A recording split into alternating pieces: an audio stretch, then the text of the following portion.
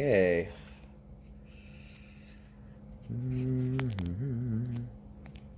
Okay. So I'm going to go through. I gotta look at the phone, Dennis. A few pages here in this book I have. It is called 365 Promises from God's Word in Color. So let's see. Get started here. I'm fresh out the shower in a towel. I'm sure the guy that was commenting on me being shirtless will love that, if he's still here from DuckDuckGo. So number 1, the very first verse in this.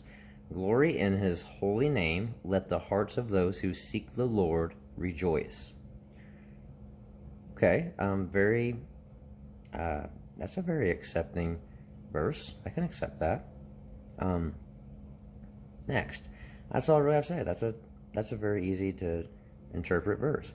This is the day that the Lord has made. Let us rejoice and be glad in it. So another rejoicing verse. It says, this is the day that the Lord has made.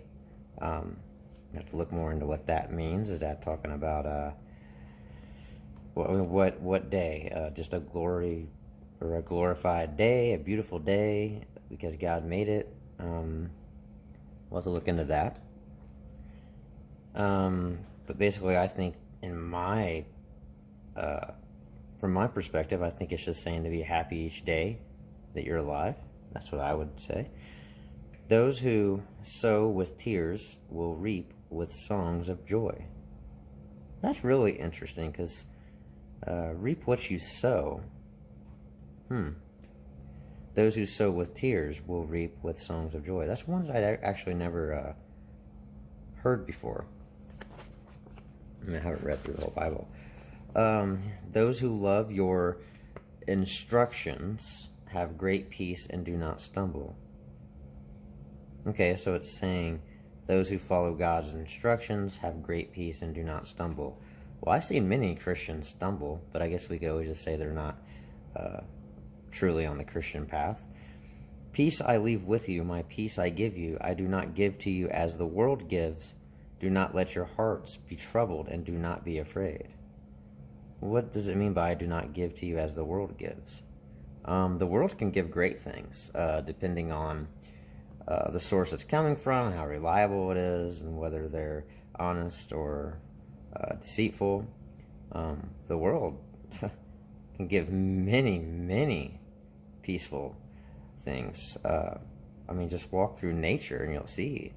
Of course, if you think God created all that, then only peace comes through God, not the world. But I don't know how easy it's going to be for you to prove that by this time in our society and in the world. It's been how many years since God created the earth?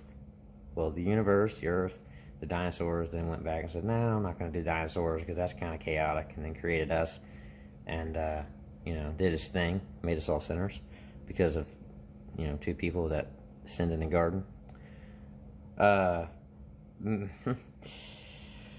Okay, may the Lord of peace himself give you his peace at all times and in every situation. The Lord be with you all. Okay, that's very uplifting for Christians. We'll just stop there. So it's starting out quite relatable to about anyone other than the one world. He gives peace, but not in the way the world does. I'm not real. I know what it's referencing. Worldly things. Don't get caught up in worldly things, earthly things, which really is just a way to stereotype nature worship. That's really all it is to me. But if we said, okay, well, there's many bad worldly things and God's perfect, okay. And, if I know what's bad in a worldly aspect and good in a worldly aspect, then why do I need God's perfect advice and instruction to teach me that? I'm not saying that it's 100% unnecessary for those who find nothing but pure inspiration from this, great. But for those who are a little skeptic and ask questions, seem to always be the heretics that deserve to burn because they question God's word